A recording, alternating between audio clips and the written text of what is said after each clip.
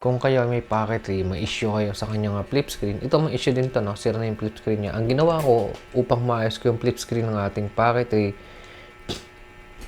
tingnan nyo yan guys ha. Ang ginawa ko dyan ay nilagyan ko siya ng tinatawag natin na, kung nakikita nyo sa baba, may sticker. So ang ginawa ko, dinikitan ko siya ng sticker para siya magsilbing ipit dito sa ating packetry.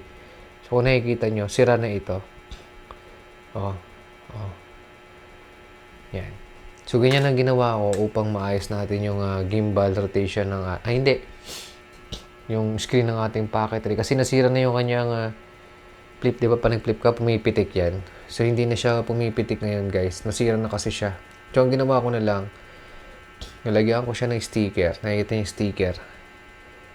Itong sticker na to.